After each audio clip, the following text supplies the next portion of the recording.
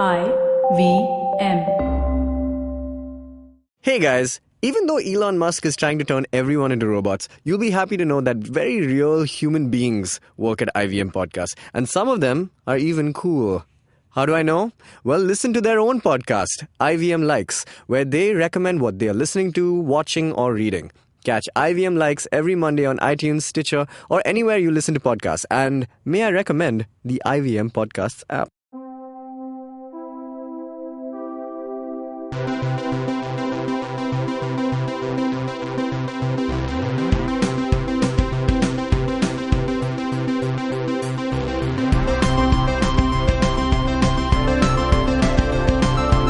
Hey everybody, welcome to a very special episode of the Geek Fruit Podcast with me, Tejas and Jishnu. Hi Jishnu. Hello. So, Geek Fruit is a podcast that we do every week for the last 3 years, twice a week mostly, and we talk about movies and stuff. This week we're talking about The Lion King. Mm-hmm. The Lion King. Is it The Lion King? No. It's the reboot, the revival. What do you call this kind of thing? What does this come under? Unnecessary. Unnecessary. Right answer. No, it's a reimagination. It's a cover. It's a cover. It's version. a cover. It's a cover. Okay, I want to start this episode by talking about a band that we all know and love called Weezer. So Weezer's put out some amazing. Are we talking about Africa? Oh, interesting. Yeah, well, yes, yeah, in a way. Okay. So Weezer. I don't know where you're going with this. I know you'll check it out. Color me intrigued. Color being the operative word because Weezer releases albums in colors. They don't release. And this movie had none. Continue. With albums or colors? Colors. Go on. Right. Just go on. So, go on. So Weezer does this thing where they release albums. So, they were bugged by a 14-year-old fan on Twitter for many years saying, why don't you cover Africa? It's time Weezer bless the reins. Is that why that happened? Yeah. So she bugged. And finally, they trolled her by releasing Rosanna instead. And then like a week later, they released Africa. But it did so well that they decided to do a cover album. Right. It's called the Teal Album. It's only full of covers. And the cool thing about that album is, and I respect this a lot because I like the concept of cover albums. I hope to do one someday. But like Ryan Adams covering Taylor Swift's 1989, he basically re-upped it. He reimagined it. It's completely different. In fact, it gives it a lot more integrity, even though Ryan Adams, his own is questionable at this point.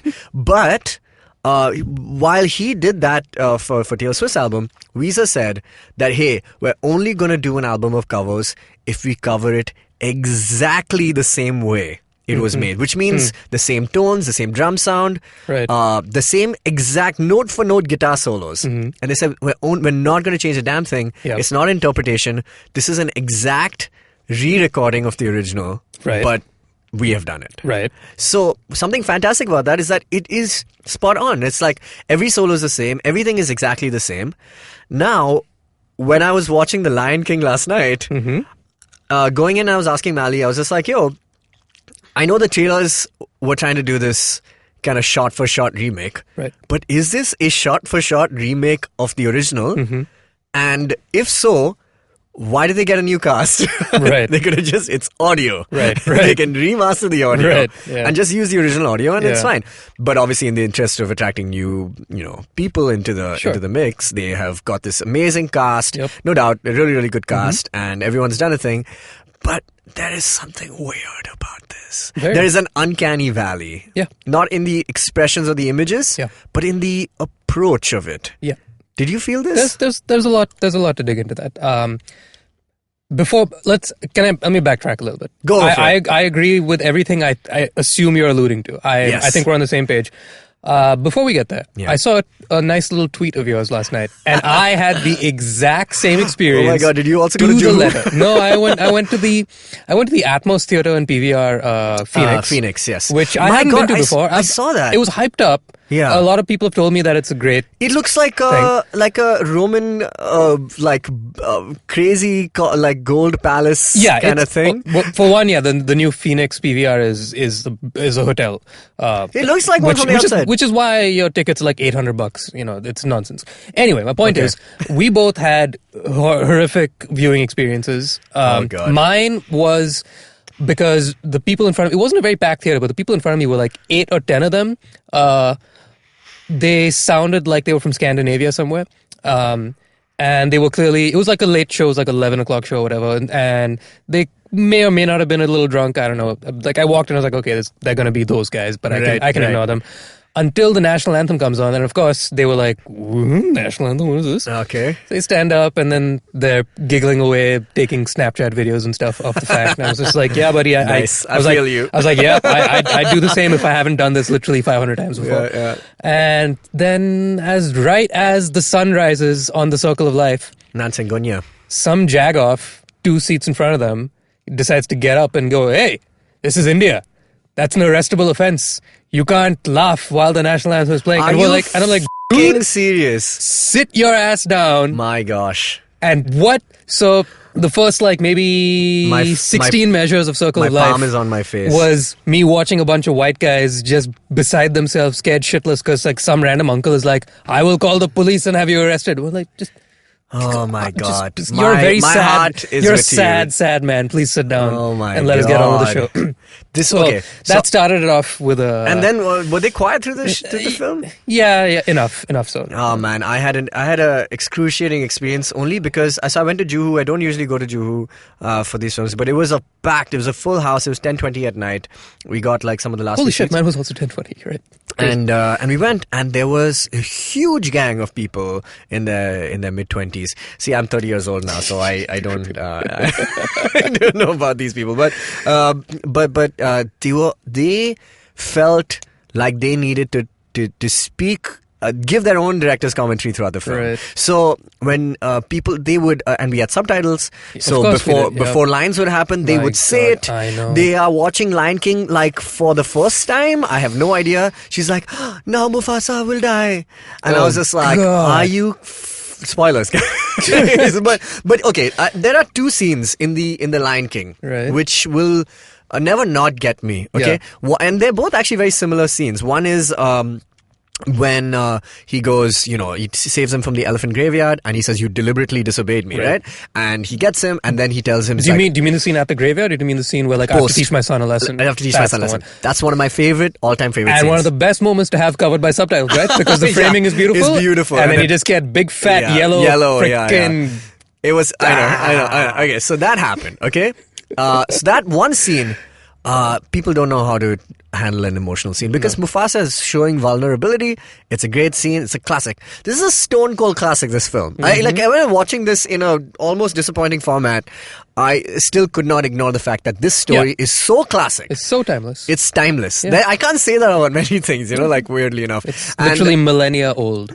It's crazy. Story. And finally, the second scene, which is one of my favorites, is that when he finally says, your father, he lives in you, you have to look closer. Right. That is those are the Hamlet's ghost scene. Yeah. That is these 2 scenes are pivotal for me watching it. Even Mufasa's his death is obviously, it's heartbreaking, but it's the scenes where Mufasa himself is fucking Darth Vader, being good Darth Vader dad, alright? And he's telling you, so those scenes are obviously really, really, they're riveting, so powerful, and those are the scenes which were just shat all over by the people behind me. So my point is that I had a disappointing experience in the theater for a couple of reasons. One, obviously I had this, but the other thing is, and let's give our official review of this film, I was disappointed with this film.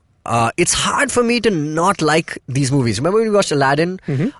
It's hard for me to criticize it. I actually really liked Aladdin. I did. I liked it more than I thought I would. Yeah, same, exactly. Yeah. And this film, there was something slightly hollow about it. Yeah.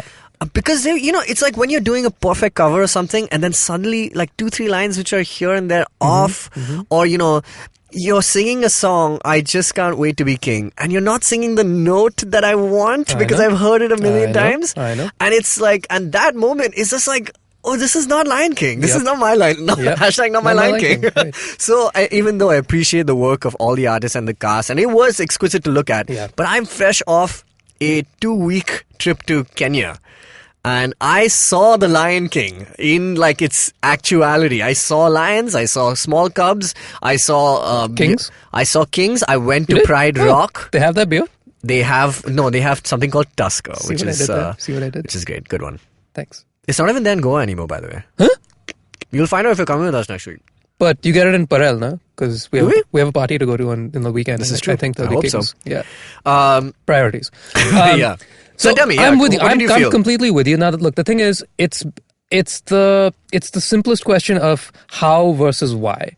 When the movie was first conceived in '94, it was conceived as a cartoon, right? Yes. Walt Disney has always been on the forefront of using technology to tell stories that need to be told. But the stories he always tells, the reason why the pantheon of the Disney classics, the hand-drawn animated classics, are classics is because the stories he tells, much like this Hamlet story, is one that is universal to everybody on this planet. And you don't have to speak the language to understand what is Absolutely. going on here. Like, you just need to know the premise of father, son, they have a thing, they get split up by jealous brother, and the rest is pretty self-explanatory. Like, you can guess what happens. You don't need you don't need dialogue for it. It's not a big surprise, right? It's not a very profound thing that they're trying to... the message is not overly profound. It's the beautiful thing about it is how simple it is, and we're just like, you're right. You don't need to convolute this into a Game of Thrones 8-season long run. Exactly. It's a very simple little thing, right? So when I think Disney really shines, like I'm talking about the old catalog, is if you go like all the way back to like even like as early as Steamboat Willie, it's using animation to just heighten emotions that can't really be conveyed through live action medium, through a traditional sense, where things like time and physics really hinder your ability to let disbelief take over, right? And just reality, just reality, right? Yeah. So the thing is, like, just as a random example, like, we're gonna get into each character, I'm sure, quite a bit, but let's take Scar for example, right? So when you see a character like Scar drawn versus how Mufasa is drawn in a very stoic, traditional lion figure. Like every lion, the MGM lion, the lion on top of the... Just the color palette that they've even chosen is like red, yellow. Absolutely. It's very, very bright, very vibrant. And then Scar is this like slender... He's basically an animal version of Jafar. He looks exactly like Jafar, but in an animal form, right? And the thing is... Scar is a pseudo-campy kind of a character who really hams it up and has... You can... In his voice, you can hear his pinky finger up. Yeah. You can hear him like sipping on his cup of tea. Yeah. Because that's the vibe. It's like with every musical, like every Broadway stage musical, the reason that they burst out into a random song and you have to like stop the grounded nature of the plot to give way for this witch to go flying 50 feet above the air and say, I'm now defying gravity, metaphorically and now literally, is because that is the only way that the character can do it at the time. But here in this movie, unlike the original, in the original, when you have I Just Can't Wait to Be King, when you have Hakuna Matata, you're going into the most vibrant Technicolor explosions, theatrical, absolute camp Broadway dance sequences, right? And that it's written by Elton John. Absolutely. It literally looks like an Elton John stage show, but in cartoon form, and I'm sure that's by design. Yes. Now the point is, the reason for that to happen is because this little lion cub is expressing something that he doesn't have the vocabulary to express. He's not mature enough to do it. So he's just going to burst out into the song with a bunch of flamingos. But when you see a real lion, and man, these guys nailed it. I cannot dock this movie any points for technical execution. Amazing. Just mind-blowing. Absolutely incredible. However, the story that they're telling, unlike a nature documentary, unlike a David Attenborough story, is... I was half expecting that to happen. This story is one that has a lot more emotion than a David Attenborough story. If you look at, actually recently binged on, what's it called? Planet Earth. Not Our Planet or Planet Earth? Damn it. Which, Netflix? Netflix. Our Planet. Our Planet, right. Yeah. I binged on that like a month ago. If you look at that, what they do there... And I'm using this as examples because they keep name dropping. We wanted to make it look like a nature documentary, and they nailed it.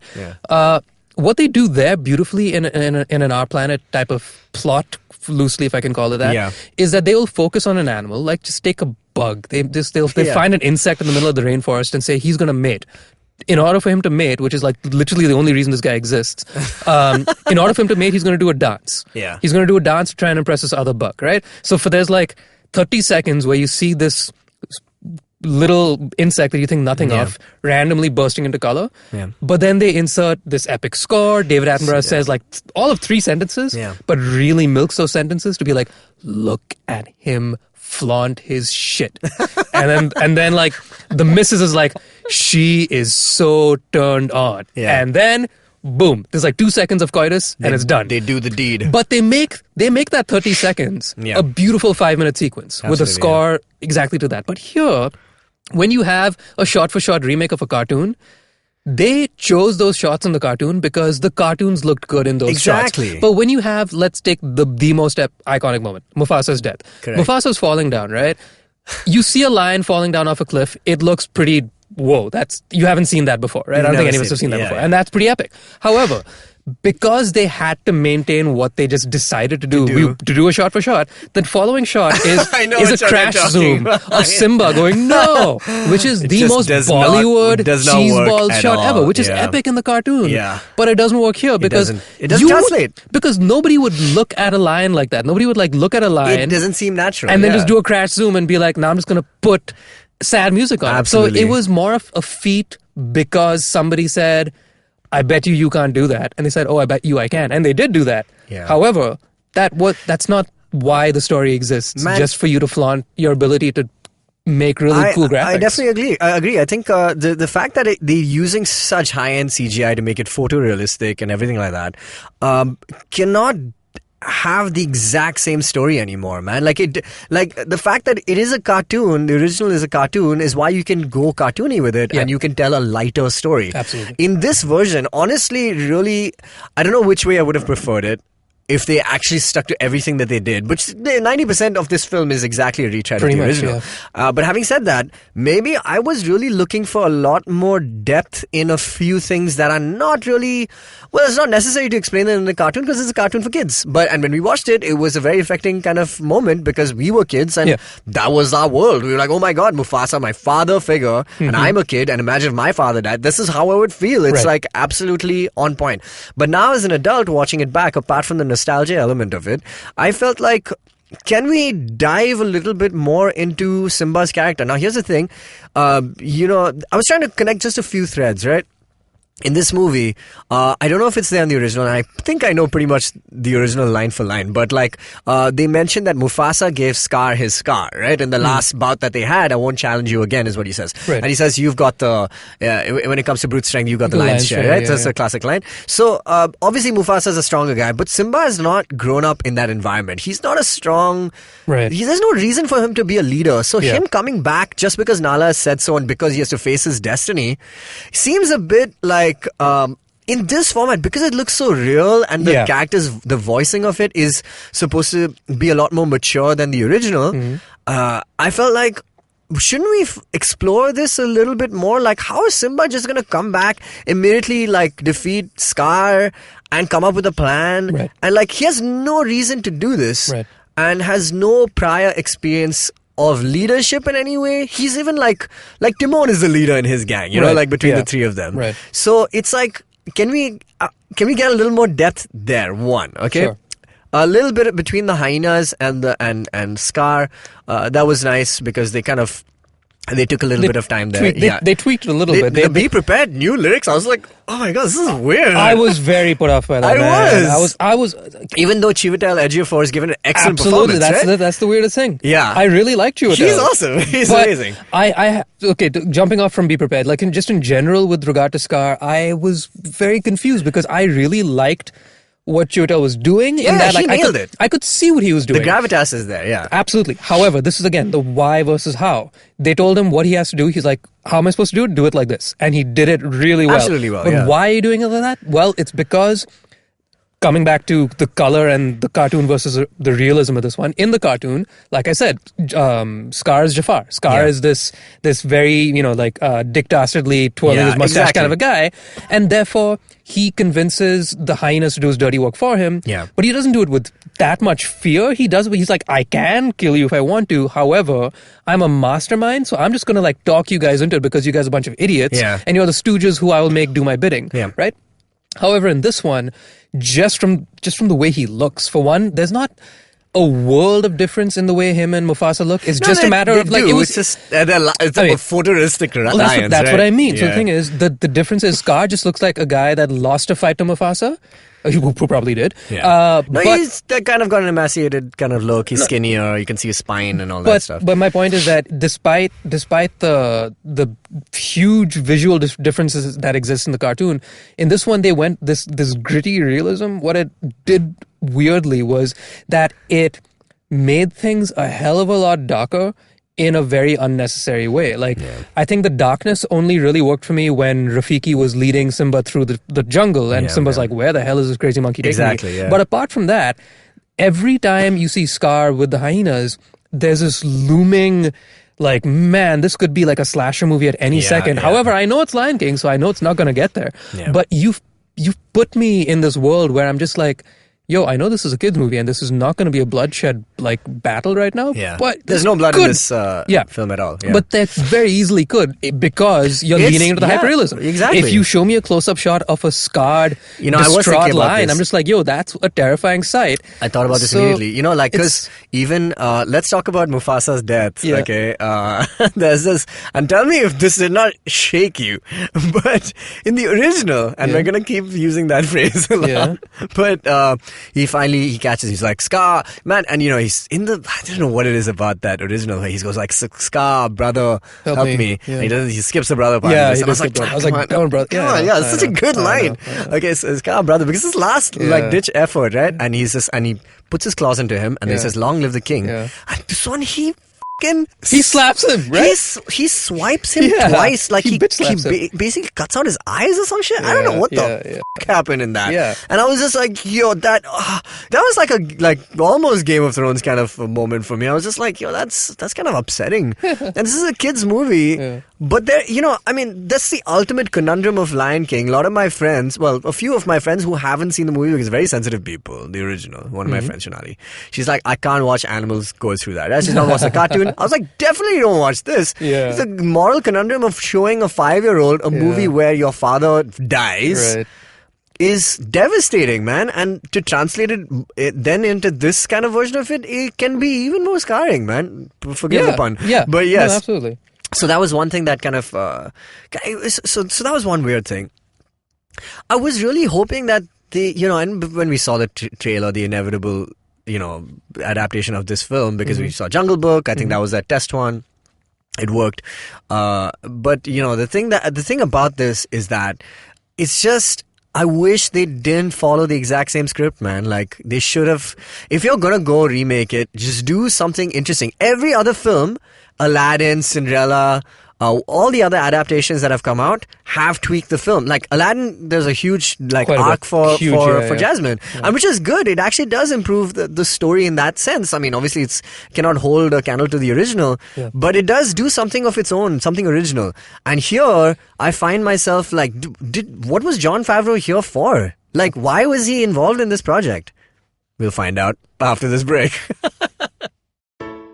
Hey everybody, welcome to another week on the IVM Podcast Network. If you're not following us on social media, please make sure you do. We're IVM Podcast on Facebook, Twitter, and Instagram. As I have asked you guys before, if you're finding what you listen to interesting, then please take a screenshot of what you're listening to, send us a note with it, tag us on social media. We'll either, talk about it, we'll take the feedback into consideration, or we'll repost it. We just really appreciate getting feedback like that, as do all of our hosts. Also, want to mention the fact that we're still hiring at the best place on earth to work in, which is the IVM Podcast Network. So if you're interested, please do send us an email to careers@indusvox.com. One other thing I wanted to mention, that this is the week of the crossover. We have not one, not two, not three, but 4 crossovers this week on the network. Hosts from one show are showing up on another, and so if you'd like to listen to your favorite host in a different context, stay tuned and find out where they appear. On the Ronnie Screwvala podcast, Ronnie talks to me about the importance of focus, empathy, and choices, and how those 3 aspects have formed the crux of his journey. On Cyrus Says, we have a crossover episode as film and TV journalists and hosts of the podcast on the very IVM network that you're listening to right now, Mr. and Mrs. Binge Watch, Anirudh and Janice Sequeira talk to Cyrus about how spouses with different tastes in TV get along, how to interview celebrities, and the onslaught of remakes.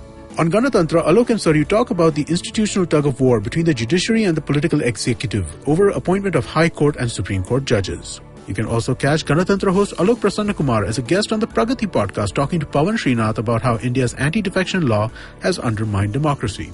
On a simplified shorty, Chuck Naren and Shrikhet talk about all of the other unusual variants of cricket which are played around the world. Things like whoop cricket and stuff like that. I think you'll enjoy that. On Keeping It Queer, Naveen and Farhad are joined by Mr. Gay World India, Suresh Ramdas. He throws light on gay pageants and why this representation matters. On States of Anarchy, Anohita Majumdar of Himal South Asian joins Hamsini to discuss the crackdown on press freedoms across South Asia. On Paperback, the founder of Arugula & Company, Niharika Goenka, joins Satyajit and Racheta to discuss her secrets to the healthy lifestyle and books that motivate her thoughts. And with that, let's get you on with your show. Hey everybody, welcome back. We're talking about The Lion King. Let's go with the songs. Let's talk about the songs. Absolutely. Did you? Okay, now you know which scene I'm going to talk about right now, which really threw me off. Yeah. This is the one moment in the film which absolutely threw me off and really let me down in some ways. In the original film, when Simba finally decides to go back, there is an epic montage with beautiful music from Hans Zimmer. Yep. In this film, it has been substituted my God. by a Spirit! Beyonce. That's actually not bad. That was so Spirit by Beyonce like, hey, fills the spot. It's like, hey, B, here's 16 measures. Riff. Enjoy. So she's released an entire album. I want to tell you this really funny story. So I was in Kenya for 2 weeks, and I was checking out all these spots. I went to the place where.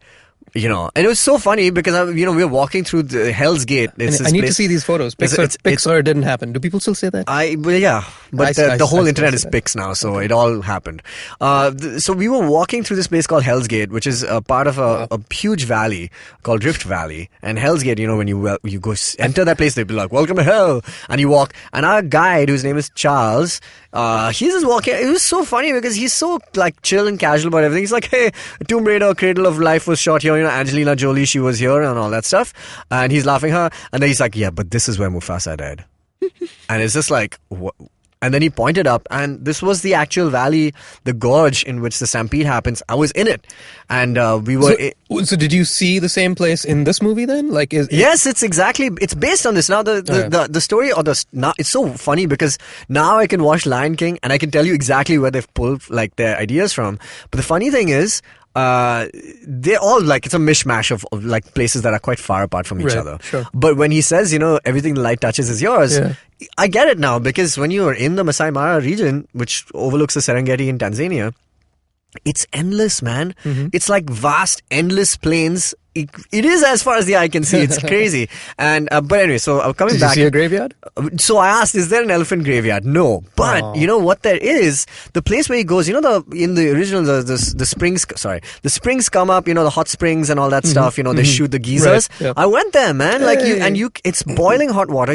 People have brought eggs and you can boil eggs in it. It's crazy. Did you bring Maggie? No, I didn't do that. But we went, and our guide said you can walk to Pride Rock, the place that inspired Pride Rock. My goodness. And we went there, we were inside the cave. It was incredible. But the funny thing is, when we were staying in Nairobi, my friend Anish, his flatmate, she's from Kenya, and she's from Nairobi, and she was so pissed with Beyonce because Beyonce has made this kind of supporting album of music inspired by The Lion King. Right. And with artists from Africa. And she put up this entire Insta story post, which is so funny. She's just like, Beyonce has only used West African artists to do this album. How are there not East African, like people, like places like Kenya and stuff? She's like, show me one lion in West Africa. I'll wait. She's like, there's no Serengeti there. There's nothing there. It's like, why would you, like, no Swahili speaking artists are on this album. And I was like, oh my God, I didn't realize this is a thing, but it is. It's crazy. She's not used any Swahili speaking artists. I was just like, yeah, but the only lions, and I saw 14 lions on this trip. And they're all in the Serengeti and in the savannah. And I'm just like, yeah, that's weird. I didn't know that was a thing. So Spirit it took away one of my favorite moments from the original. Well, okay, so to that end, speaking of that exact moment, right? It's like in the original is, again, that lapse of time where he meets Nala halfway. Right. She's already left. She's making a slow walk back. Yeah. Right? She's like, okay, I guess I was wrong to come here. You're a douche. I'm not gonna try to convince you. I'm gonna go back home and hope we can defeat Scar. Right? So she, like, with her head hanging low, she slowly makes her way back. And then, like, one night and one drunken Rafiki montage later, he's like, okay, maybe I should go back. So he goes at full sprint. Now, in the cartoon, this happens in every cartoon. time doesn't matter, right? Because the cartoon Could have been years. It's literally Scooby-Doo goes between one doorway and out the other, and it makes no sense, right? Yeah. But it's fine because it's Scooby-Doo and it's a cartoon. In the same vein, when Simba does that in the cartoon, you're fine with it. He's like, all right, he's going to go back. You don't question where he is now, where he was before, what the geometry of this place is. But when I'm looking at a real lion, because you've done such a brilliant job of making this look like there's a cameraman like nestled in the forest with him on a zoom lens, I think to myself, wait, how did he get from here to there that quick? And man, the song sucks. And that's really distracting me. But I'm asking questions that I shouldn't be asking. Absolutely. Because you've done such a good job at the wrong thing. They spent a lot of time on the wrong thing. Yeah. Like, nobody asked you to give me a real life version of this cartoon. Yeah. If you wanted to give me a better telling of the story, by all means. That's what I was waiting for with but this. they didn't, right? It really was an attempt at being a remake, but not all the way there. Absolutely. And here's the thing. I don't know, tell me this. Is it a problem when there's such photorealistic lions? In the cartoon, they can emote, they can make funny expressions, they can move their eyes and eyebrows. And this one, they can't. So they're almost limited by the actual biology of the... completely limited. Of the animal. Completely. Because if they make, like, Simba smile, that's going to be weird as shit. Okay.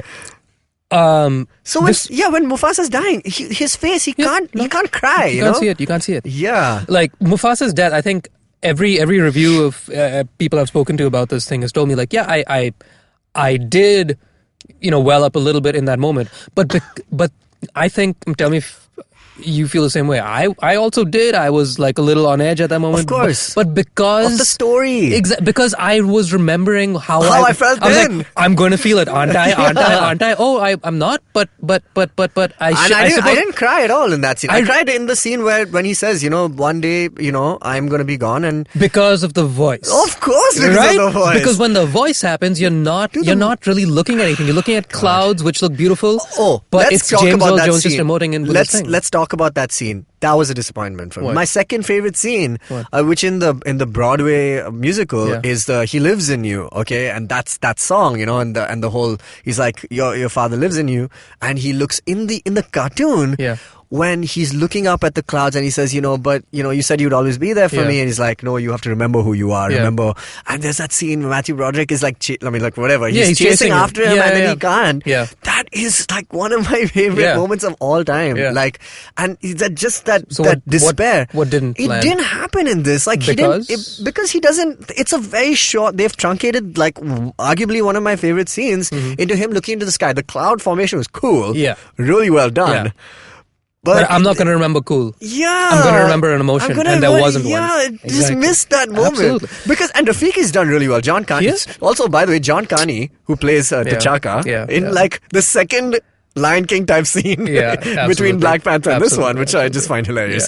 But yeah, and Rafiki's done really well. In fact, there's some of those close-ups. I think it's because he's a baboon. That's the closest thing to like a human eye or something. Possibly, but when they do those macro shots of it, it's beautiful. But just he's great, but that scene which is so pivotal for me, or like for him to realize that he's making a mistake, he should go back. It just doesn't do it for me. I think the Rafiki thing worked really well consistently the most for me because of the fact that he was speaking in a dialect that I don't understand. Exactly. Right? Yeah. So when that happens, that was the one time where I was completely immersed in the sound, same. and I wasn't distracted by the fact that, Exactly. hey, you're not saying that line with the same cadence. Yeah, with like, Asante Sandes Koshmanana. Like, exactly. See, like, I know, I mean, I'm sure everybody does, whether you're aware of it or not. If you've seen a movie enough times, much like a song, when you've heard a song a million times, you know every inflection of every note. Yes. When you've seen a movie a million times, I know exactly how he says, remember. In that, like, with that exact cadence, right? And that's one of, like, literally thousands of examples throughout the film. Yeah. When Rafiki is speaking in his own language, that filter goes away. Yeah, because you're like, you're riffing. Also, you've changed it. Yeah. You've changed it, and you've made it incredibly true. Like, that is like one of the best changes you can make. That's one of the best changes you can make, because nobody can dock you on effort there. Nobody can dock you on the fact that, well, the crazy monkey is speaking crazy monkey things. In the original, he's also speaking gobbledygook. Yeah. But this is different gobbledygook, and it's perfectly fine because this is more accurate gobbledygook. Well, I think the original to the English. he's doing Swahili, and this one he's doing Xhosa. You know that. Is he doing Swahili in the original? Because Asante Sana, that's what everyone was saying when I was in Kenya, man. Asante Sana means thank you. Thank you very much. Shit. Yeah. I never knew that. Well, then there you go. But so the point is that basically when you see Rafiki, you're right. It's probably the most accurate animation that they can get milk really to get emotion out of. But it's also when the one time like my brain was properly switched off because I just didn't have anything that I could nitpick at. I'm 100% with you.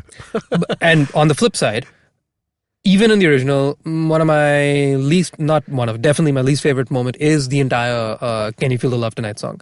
And in the original, even in the original, but it works well enough in the original. No, in the original, it works well enough. Okay, because you can see Simba and Nala looking at each other across the river and see their eyes. It's sweet. Give that little glint. Yeah, of course. Which, when you see two lions looking at each other, they're just two lions looking at each other. Exactly. There's nothing special about two lions looking at each other. They just look like they're looking at each other. Yeah. So there's nothing in what they're doing that makes me believe anything. And then I hear the song, which I really don't care for. Yeah. And then I see... I love the song. And then Beyonce is like just gonna friggin' quiver on every other note. And it's like, okay, cool, I know you can sing, thanks, but like, I don't need that.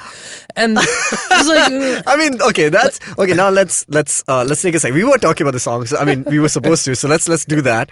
The start. So, Circle of Life. What did you feel the mix was not really great in terms of like the dialogue versus the music? Was it like like I just felt like the music was much softer than it should. Like I wanted to be fair, I'm glad you mentioned this because we had a bit of a scene at our theater. Like we were at the Atmos, like I said, which is supposed to be incredible sound. Atmos, yeah, so it's supposed to be incredible sound. And I was with our friends Al and Tanmay, and they decided to pull out a phone which had this app for like sound decibel level. Yeah, I do that as well. And they were like, the left speaker is a lot louder than the right. You know, I do this quite often. They even went out like the intermission and like complained to a guy. I was like, that I wouldn't do. I was like, amazing, good luck.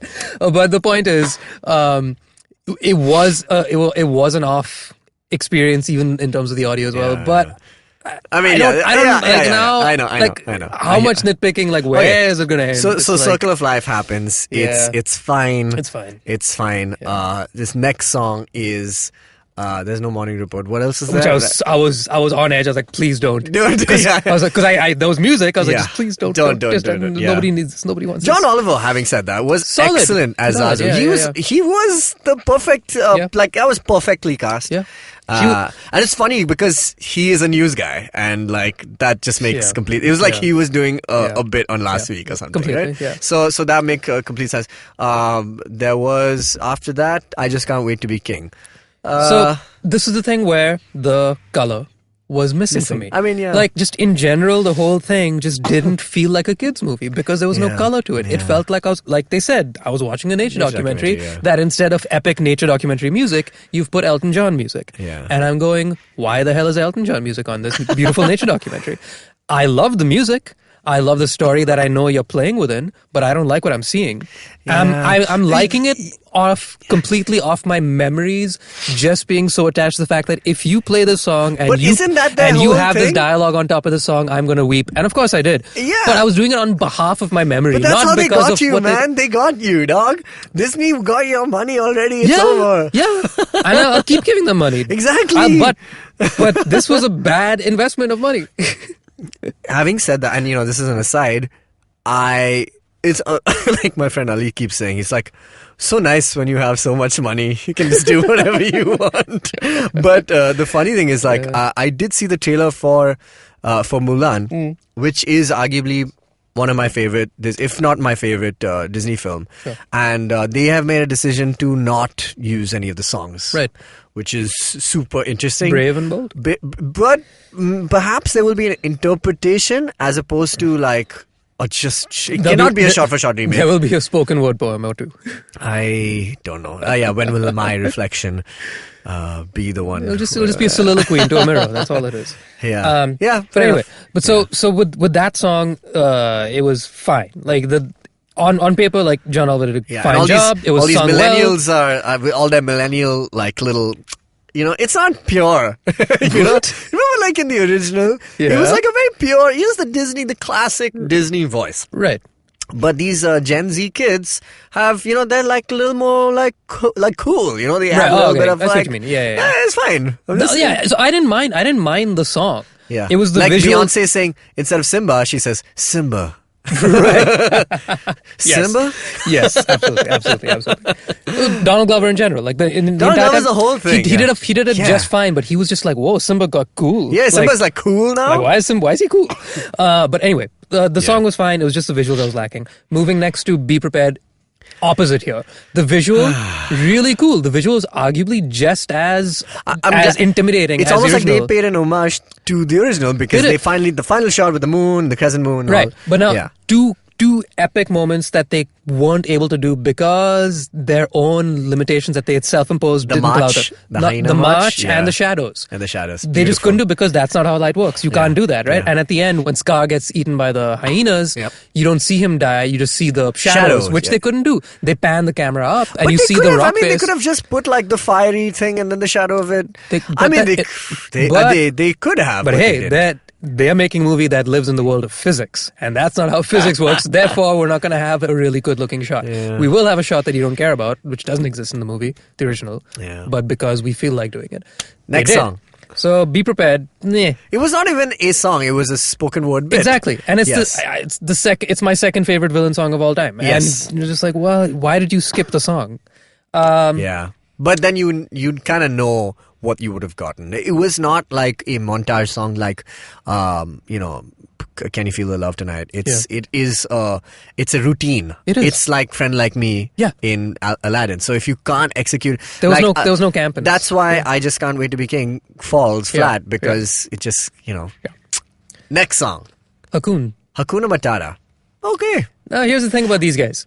I knew I would like them because it's these two guys. Exactly, right? And if you look at it, John Oliver and Seth Rogen and Billy Eichner were allowed to just be themselves completely because that was brilliant casting, in which they literally realized that the original cast choices were doing exactly what Seth Rogen and Billy Eichner would be doing today. Like naturally. Naturally. So it just fits, right? Yeah. Now, I was okay with the fact that those characters were pretty much 90% of the movie where they deviated from the original script because the parts that got deviated were just jokes. It's okay to like riff on a joke because there were only a couple of jokes that you really wanted, and I like the fact that they leaned into like the Hakuna Matata, are you going to stop me? No, I'm not going to. I will finish that line. Things like that were cool. I was okay on that. My favorite part of that song was just, it was funny because it's a montage and they kind of leaned into it where they said like, you've been singing this, you've gained 400 pounds since you started singing this song, which is great. So those little things work just fine,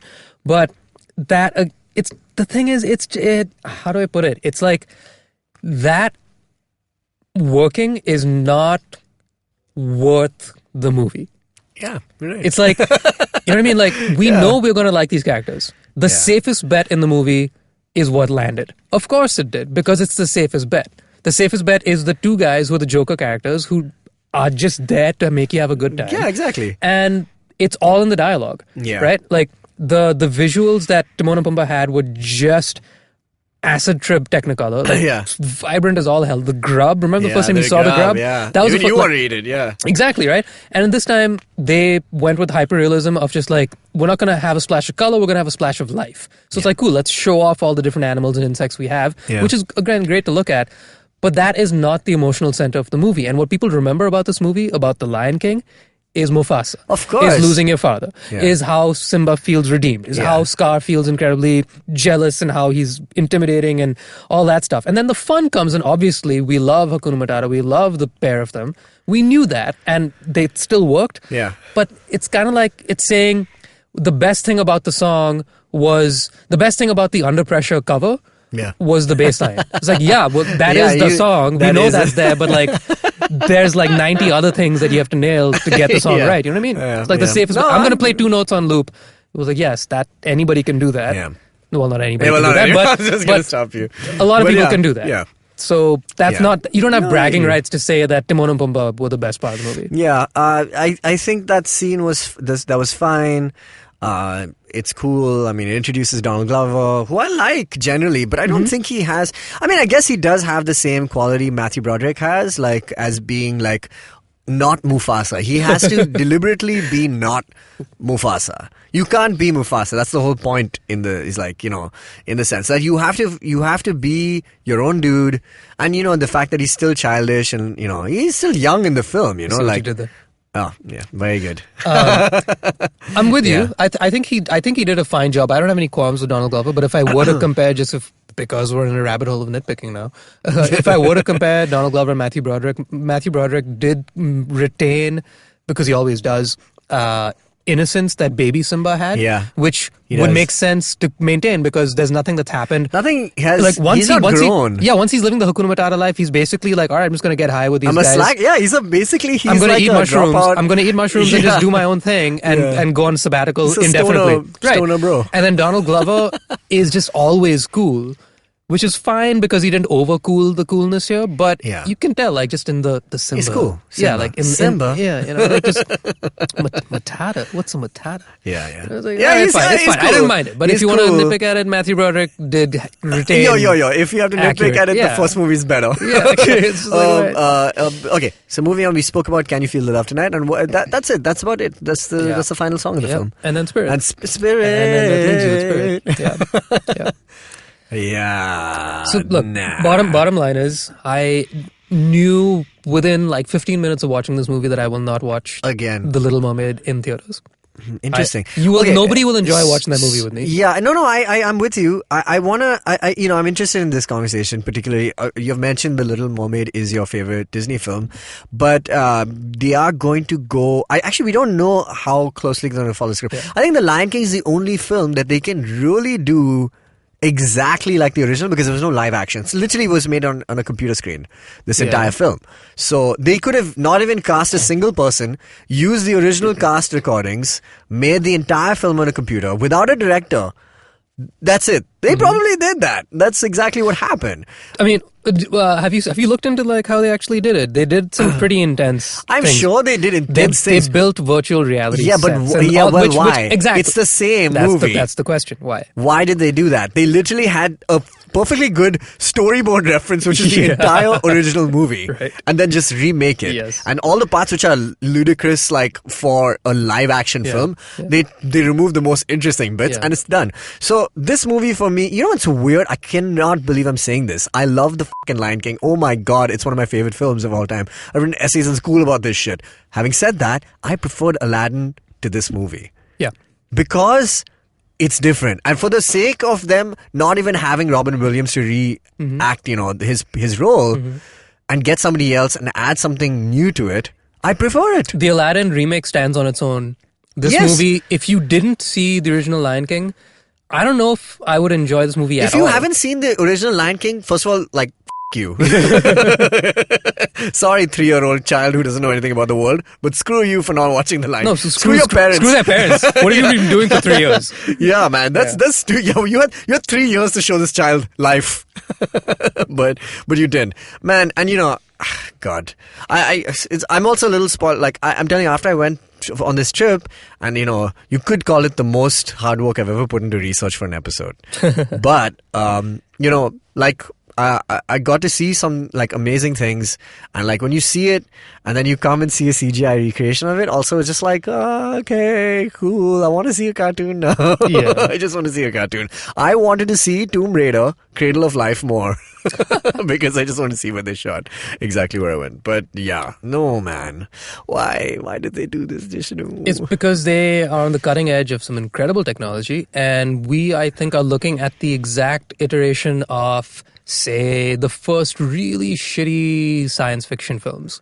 where the story didn't really matter because they were really excited by the fact they had marionettes and they could make spaceships explode. Ones are really good, like in retrospect, right? You have, with a huge grain of salt, the 40s black and white science fiction films are good if you have a huge grain of salt with it. But if you look at the stories there, it's like a lot of them aren't that great because it's basic. It's basic because they were like, look, we have an amazing opportunity here to show off something incredible. what is a good story that's a safe bet that will put butts in seats? The Lion King. Everybody loves Lion King. But of course man, we do. Here's so the thing, there dude. you go. No, there's a fundamental difference for me between those two things, right? I do believe that if you have something spectacularly like amazing to show visually as opposed to story, and it's never been seen before, then I think you should. That is an endeavor worth pursuing. Because you're trying to showcase something that people haven't seen before. I don't think The Lion King is... How is it different from like any CGI film that has come out in the last 10 years in the sense that this is just one movie which is completely CGI?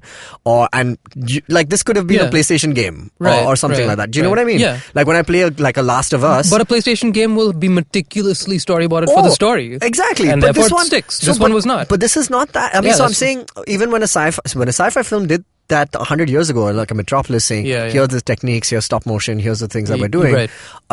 Those are still worth showcasing because I really have never seen that before. Right. And I'm like, you're blowing my mind. Yeah, maybe the story won't hold, but you decided to show me something I've never seen. That's fantastic. Yeah. Here, this is nothing like so out of the ordinary. In fact, it's still, I don't think this movie will hold up 20, 30 years from now. Not in the slightest. No, because as in like, I don't think the graphics are so effing like, I mean, like it's really well made, but I don't think like graphical output or like high quality rendering is the reason to have done this film now. It's like Avatar. Yeah, it's like Avatar. But you know what? Actually, I'll even give Avatar a pass because he did do something different at that point of time, right? Like he was showcasing this 3D technology. There were 3 movies in that year. It was Alice in Wonderland, this, and Pirates of the Caribbean, Avatar as well. That cemented the reason why every movie we watch right now, which is a blockbuster, is 3D, right? Yeah. Because they made over $1 billion each of those films. Obviously, Avatar was just broken now. Yeah.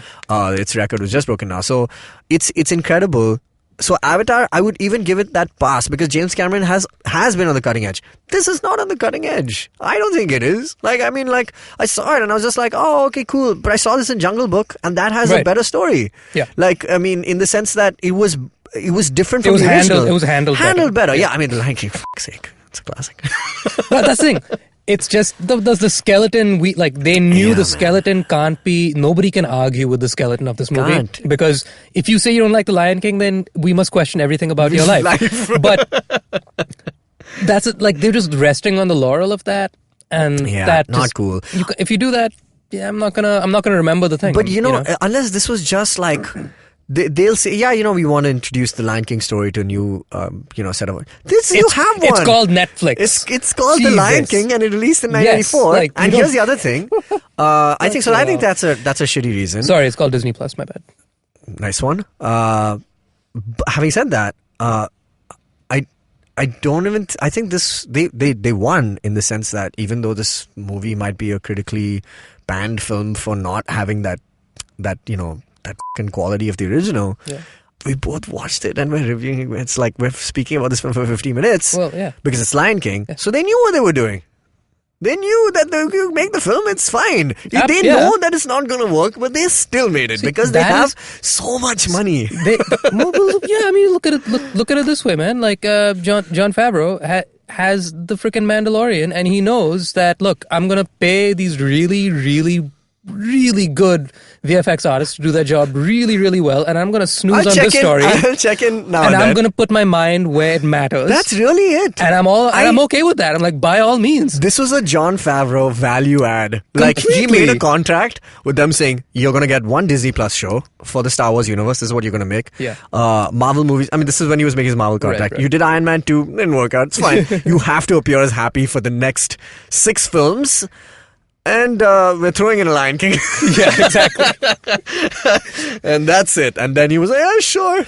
Cool. Do I have to go to Kenya and shoot? No. No. We'll do it. We'll do it. You just put your name on it. You show up for the Wired and Variety YouTube videos for the month of the release, and then cool. Who can we? He's like, who do you want? Donald Glover? Sure. Can we get James Earl Jones? Do you know who Star Wars is owned by? It's fucking Disney, man. All right. This is enough. Enough of this. I'm not going to see Little Mermaid. I am just not. No, as in you're not going to see it in the theater, or you're going to see it at home. You will watch it. I know that. But eventually, I'm not going to watch the trailer. I'm not going to set foot into that world. But I agree. You guys are on your own. Can I ask you a question though? Yeah, but I'm saying, has this viewing of this film tainted the memory of the original in any way for you? It hasn't tainted the memory, but I like my heart was. I know. I don't like dissing on Lion King at all. Destroyed. Man. I don't like doing this. I'm not having fun right now. I'm not having fun either. I mean, I'm having fun to just prove like Disney is an idiot sometimes. Yeah, but they've already made the Lion King, so they have me in their fucking pocket, man. Yeah. It's stupid, but yeah. I won't see Little Mermaid because nobody will enjoy being around me when I talk about Little Mermaid. No, I get it. We should still do it. I don't like how negative I'm being right now about this movie. Yeah. So, the amount of ammo I will have on the other one is just not going to be good for anybody. Fucking knockout, that movie. Great for everybody else. Because I just know I'm not, you cannot convince me that it's going to be anywhere as good. Because it's just the point is a cover song can't do that. Wait.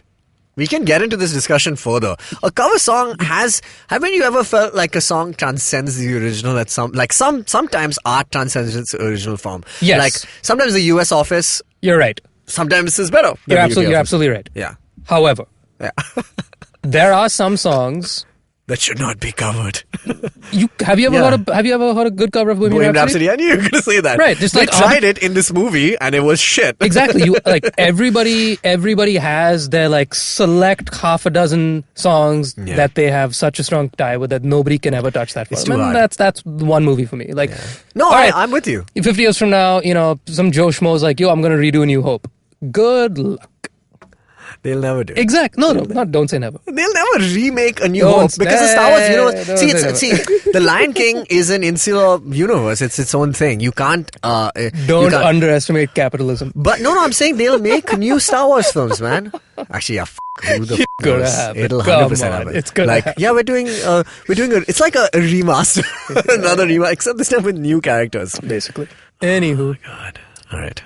It'll be George Lucas coming out of his cryogenic freeze. Let's talk about happier things next All right, cool. That was our episode. Tell us what you thought about The Lion King. It doesn't matter. You're wrong.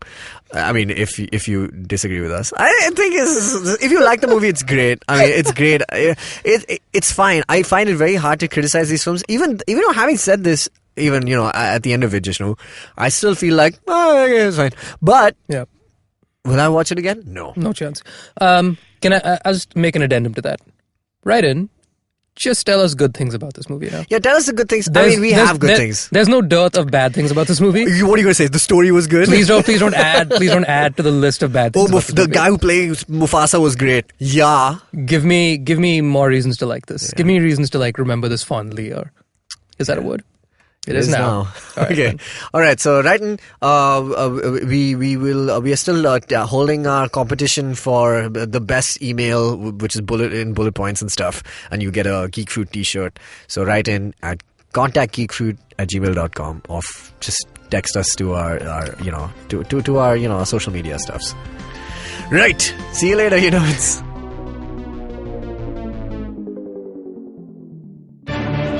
Every week comes a show where three people come together to tell you about stuff they like. A movie, a TV show, a book, and other stuff. Tune in every Monday on the IVM Podcast app to IVM Likes. Batman approves this message. Thank you, Batman.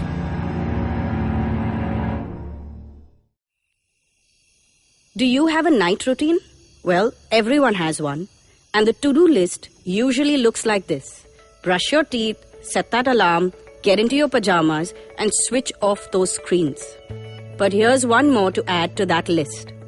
Tune into the Positively Unlimited podcast for a dose of positive action and tips on how to build powerful mindsets. Episodes out every Monday on the IVM Podcast app, ivmpodcast.com, or wherever you tune into podcasts.